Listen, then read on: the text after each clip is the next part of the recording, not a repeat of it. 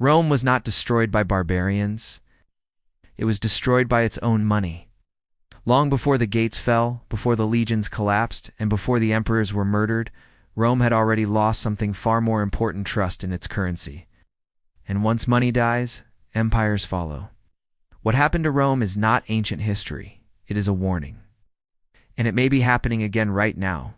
When people imagine the fall of Rome, they picture chaos at the borders, barbarian armies storming the gates, legions breaking on distant battlefields, emperors poisoned inside marble palaces. But empires rarely collapse from outside attacks alone. They rot from within. And throughout history, one force has always accelerated that decay: money. Rome did not fall only because of invasions or corruption.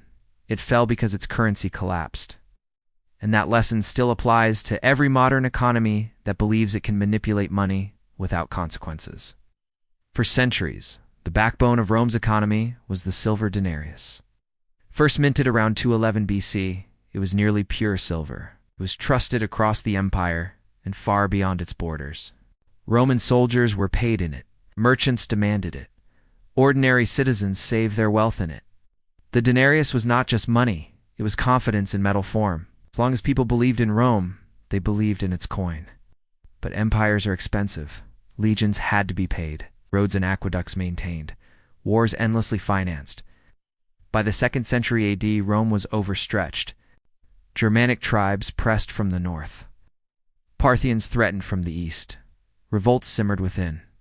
Tax revenue could no longer keep up with military costs. So Rome's rulers chose the easiest option. They cheated the money. Instead of raising taxes, emperors quietly reduced the silver content of the denarius. This was called debasement. Under Emperor Augustus, the denarius was about 95% silver.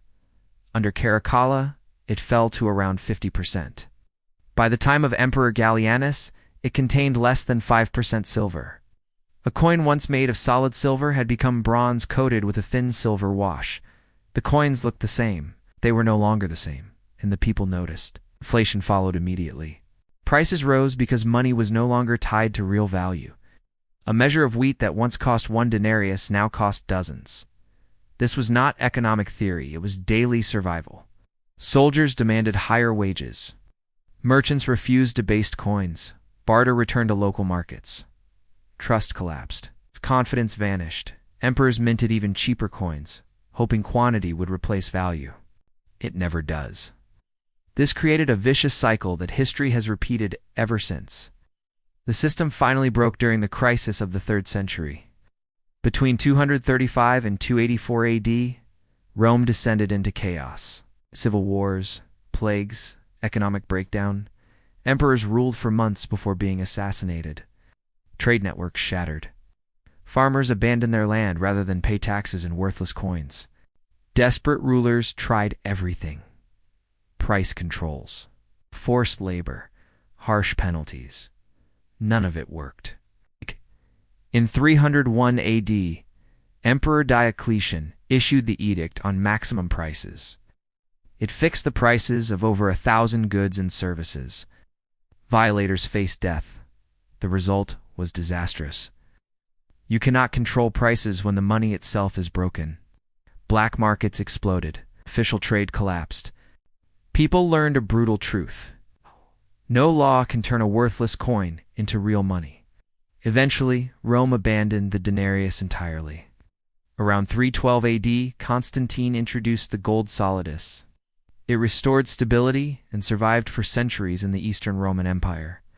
But for the Western Empire, the damage was already done. The economy was hollowed out. Armies could not be funded. Trust never returned. Rome did not fall in a day. It unraveled slowly. Currency collapse was one of the sharpest threads pulling it apart. So what does this mean for us? It means the destruction of money is always the destruction of empires. Rome thought it could trick its people with coins that looked the same. Modern governments think they can do the same with printing, debt, and inflation. The method changes. The outcome does not. Ordinary people pay the price. Wealth disappears. Trust collapses. After World War I, Germany printed money to pay war reparations. By 1923, a loaf of bread cost 200 billion marks. Wages were carried in wheelbarrows. Savings vanished. Economic despair fueled extremism, and history took a dark turn. Zimbabwe followed the same path in the 2000s. By 2008, inflation reached nearly 96 trillion%. The currency collapsed. People abandoned it entirely. Once again, reality won. Even today, the Roman pattern remains. In 1971, the US dollar was removed from gold. Money became fiat-backed only by trust. Debt exploded. Money supply expanded. Purchasing power eroded. The bills look the same. The value does not. Inflation is disguised as growth. Debt is called investment. Asset inflation is mistaken for prosperity. Extraction continues quietly. What makes today different is scale. Rome was imperial, Weimar was national, Zimbabwe was local. Today, the entire world runs on fiat money and massive debt. The next collapse will not be contained. And as always, elites will hold assets. Ordinary people will hold paper. Rome teaches us three truths. First, inflation is policy. It is the silent tax that breaks empires. Second, real wealth is not paper. It is assets, skills, and productive value. Third, stability is never permanent. When money stops being real, society unravels. The barbarians may finish the job. Ow! But the real killer is always inside the treasury. History does not repeat exactly, but it always punishes ignorance. Rome's currency collapse was not ancient trivia. It was a warning, and that warning still stands. If this changed how you see money in history, subscribe. History holds the answers. I'll show you where to look.